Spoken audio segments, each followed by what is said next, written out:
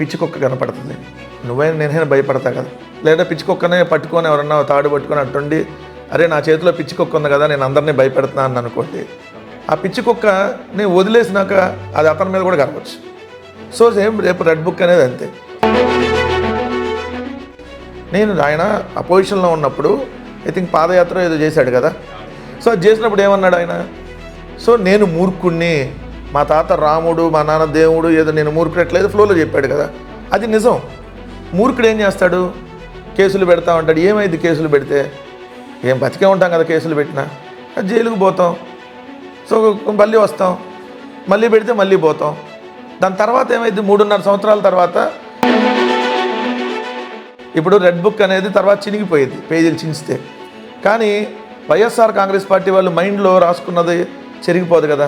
నారా లోకేష్తో పాటు తెలుగుదేశం వాళ్ళందరూ రేపొద్దున దానికి బాధ్యత తీసుకోవాలి. ఇవాళ రెడ్ బుక్ అని చెప్పి ఏదైతే విర్రవీగుతున్నారో విర్రవీగే వాళ్ళందరికీ సార్ ఇప్పుడు పప్పే అయ్యింది కానీ ఎప్పుడు నిప్పు కాదు కదా. పప్పు నిప్పు అవ్వాలనుకొని ప్రయత్నించవచ్చేమో, పప్పే అంటారు. ఆయనకు పప్పు అంటే అక్కడ ఒక ఆయన గుర్తొస్తాడు నేషనల్ లెవెల్లో, ఇక్కడ స్టేట్ లెవెల్లో ఒక ఆయన గుర్తొస్తాడు. ఈరోజు చంద్రబాబు నాయుడు గారు ముందు ప్యాంటు సొక్కా వేసుకొని ముఖ్యమంత్రిగా ముందు కనపడుతున్నాడు. ఆ ప్యాంటు సొక్కా వెనకాల మొత్తం లోకేష్ అనేది తెలుగుదేశం పార్టీ వాళ్ళు కూడా ఒప్పుకోవట్లేదు. ఒక అమ్మాయి మచ్చుమరిలో, నంద్యాల జిల్లా మచ్చుమరిలో అమ్మాయిని అత్యాచారం చేసి హత్య చేస్తే 14 నెలలు అయింది, ఇప్పటికీ శవం దొరకలా. మీరేమో మాదాపూర్లో పడుకుంటాడు, ఇంకోటి ఫామ్ హౌస్లో పడుకుంటాడు, ఇంకోటి జూబ్లీ హిల్స్లో పడుకుంటారు. రైతులేమో రోడ్ల మీద క్యూలో నిలబడితే మీరేమో గాల్లో చక్కర్లు కొడుతున్నారా హైదరాబాద్కి? ఏం మీ హెరిటేజ్ సొమ్మా? ఏం నారా లోకేష్ గారు మీ బాబు చంద్రబాబు నాయుడు సొమ్మా, లేదంటే చంద్రబాబు నాయుడు గారు మీ బాబు ఖర్జూరపు నాయుడు సొమ్మా? ఎవరి సొమ్ము ఇది? జగన్ గారు 51 సార్లు వెళ్ళాడు, 51 సార్లు వెళ్ళి మీ ఇంటికి వచ్చాడు జగన్మోహన్ రెడ్డి గారు 51 సార్లు. ఈనాడు రామోజీ ఫిల్మ్ సిటీకి ఏమైనా వెళ్ళాడు ఏంది? ఎందుకు అంత బాధపడుతున్నారు? ఏదో మీ ఇళ్ళకి వచ్చినట్టు, మీ కొంపలకు వచ్చినట్టు. మీ కొంపలకి ఏమైనా వచ్చాడా జగన్మోహన్ రెడ్డి గారు? 51 సార్లు వచ్చాడండి. ఎగ్జామ్ రాసిన రోజేమో 5 అడిషనల్ సీట్లే ఉన్నాయి. ఎగ్జామ్ రిజల్ట్ వచ్చి చూస్తేనేమో 15 అడిషనల్ సీట్లు వచ్చినాయి. మధ్యలో ఎన్ని ఎక్కడ యాడ్ అయినాయి? మీ ఊర్లో 500 ఓట్లు పోల్ అయితే కౌంటింగ్ రోజు కూడా 500 ఉండాలి. 499 రాకూడదు, 550 రాకూడదు, 501 రాకూడదు. ఎగ్జాక్ట్ 500 పోల్ అయితే 500 రావాలి. కానీ మరి పోల్ అయినటువంటి ఓట్ల కంటే కౌంటింగ్ రోజు ఓట్లు 48 లక్షలు ఎట్లా పెరిగినాయి? ఆఫ్ చేసి పెడితే ఛార్జింగ్ పెరిగిద్దా? ఛార్జింగ్ పెడితేనే కదా ఛార్జింగ్ పెరిగేది. మంత్రి నారాయణ 50,000 మెజార్టీ కంటే తక్కువ వస్తే నేను మళ్ళీ రాజీనామా చేస్తా ఎమ్మెల్యే, కానీ ఈవీఎంల ద్వారా మేనేజ్ చేయగలిగాను. కానీ 151 నుంచి 11 ఎందుకు వచ్చినాయి అంటే వాళ్ళు వెనుకున్నది నవరత్నాలను మేము పెట్టాం కాబట్టి మాకు 9 సీట్లకే పరిమితం చేయాలని వాళ్ళు అనుకున్నారు.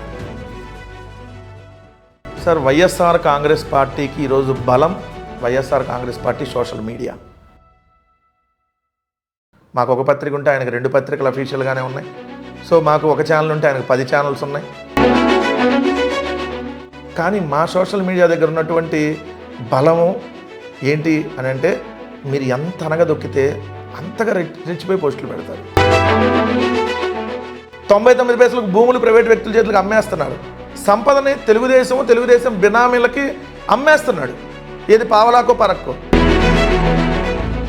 ప్రజలు చెప్పాలి కదా హిట్ అయిందా ఫట్ అయిందా అంటే. ఉన్నది పోయింది, ఇస్తానన్నది పోయింది. 2024లో ఒక్కలకన్నా మీరు 15,000 ఇచ్చారా? గుండు సున్నా. మొట్టమొదటి ఏడాది గుండు సున్నా, ఒక్కలకి ఇవ్వాల. రెండో ఏడాది గుండు సున్నా, నీకు 18,000 పథకంలో ఎవరికి రాలా. ఆ పథకమే స్టార్ట్ చేయాల. మొట్టమొదటి ఏడాది రైతులకి 20,000 ప్లేస్లో సున్నా, నీకు 36,000 నిరుద్యోగ వృత్తి, నెలకు 3,000 చొప్పున.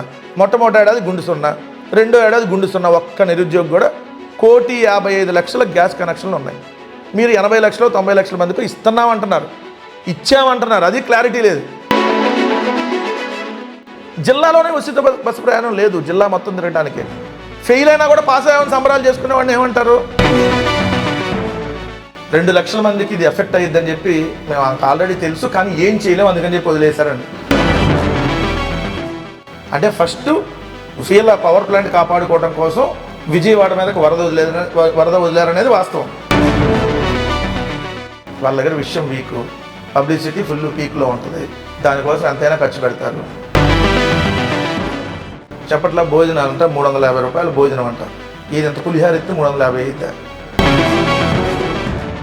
చెప్పాం కదా, మేము ఎంత మంచి చేసినా అంతా ఇక్కడ దుర్మార్గం జరిగిపోయిందని ప్రచారం చేసి ఏ విధంగా ప్రజలకి మెదడులోకి విషయాన్ని ఎక్కించాడో సేమ్ ఇప్పుడు ఏం జరగకపోయినా అంతా జరిగింది చూపిస్తాడు.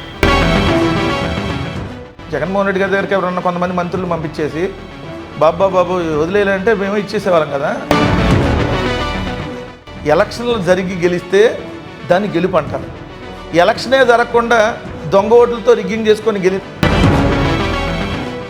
ఏదైతే అనిత గారో లేదంటే రఘురామకృష్ణరాజు లేదా ఆయన ఎవరు అయ్యన్న పాత్రుడో, మేము అడుగుతున్నది ఏంటంటే స్పీకర్ గారు, ముఖ్యమంత్రి, డిప్యూటీ స్పీకర్ మీ అందరిని అడుగుతుంది, మాకేం ప్రోటోకాల్ ఇమ్మని అడగట్లా, మాకేం క్యాబినెట్ హోదా ఇమ్మని అడగట్లా.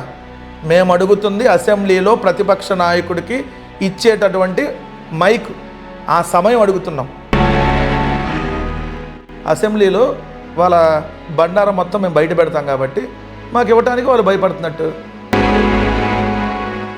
తెలుగుదేశం అధికార ప్రతినిధులు వస్తారా, లేదంటే ప్రస్తుతం ఉన్న 164 మంది ఉన్నారు కదా ఎమ్మెల్యేలు, వాళ్ళు వస్తారా, లేదంటే 21 మంది ఎంపీలు ఉన్నారు కదా వాళ్ళు వస్తారా? సో ఎవరైనా వస్తానంటే రండి, ఏంటి అభివృద్ధి కూడా చెప్తా. సూపర్ 6 ఇవ్వలేదన్న సంగతి అందరికీ తెలుసు, కానీ సూపర్ 6 సూపర్ హిట్ అయిందని మీటింగ్లు పెడుతున్నారు. ప్రభుత్వం ట్రాన్స్పరెంట్గా మద్యాన్ని అమ్మి మద్యం సేల్స్ తగ్గించి ప్రభుత్వ ఆదాయాన్ని పెంచితే లిక్కర్లో స్కామ్ ఎలా జరిగింది? ఈరోజు మిథున్ రెడ్డి గారు అంటారు, రేపొద్దున చెవిరెడ్డి అంటారు, ఇంకో రోజు ధనంజయ రెడ్డి, ఇంకో రోజు ఓఎస్డి కృష్ణమోహన్ రెడ్డి, ఇంకో రోజు బాలాజీ గోవిందప్ప, ఇంకో రోజు అంతా రాజకేశ్వరెడ్డి చేశాడు, ఇంకో రోజు అంతా బిగ్ బాస్, ఇంకో రోజు సజ్జల భార్గవ రెడ్డి, ఇంకో రోజు అనిల్ రెడ్డి, ఇంకో రోజు సునీల్ రెడ్డి. ఇలా బొంద. ఒకరోజేమో అదేంటి బెంగళూరులో నేల మాలిగల్లో ఉన్నాయి డబ్బులు అంటారు, ఒకరోజేమో తాడేపల్లిలో ఉన్నాయి అంటారు, ఇంకో రోజేమో అంతా ఏంటి ఎలక్షన్స్కి పనిచేశారని రాస్తారు. సో ఇట్లా రోజుకు కట్టు కదల్లి అసలు విషయాలన్నీ డైవర్ట్ చేయాలి. సో ఇక్కడ ఏదో ఒక కేసుల్లో జగన్మోహన్ రెడ్డి గారిని వాళ్ళ చుట్టుపక్కల ఉండే వాళ్ళందరినీ ఇరికించాలి, ఈ తాపత్రయం తప్ప. ఇప్పుడు 20 లక్షల ఉద్యోగాల సంగతి దేవుడు ఎరుగు, ఉన్న ఉద్యోగాలు పీకేశాడు కదా, మొత్తంగా 3 లక్షల ఉద్యోగాల పైకి పీకేశాడు.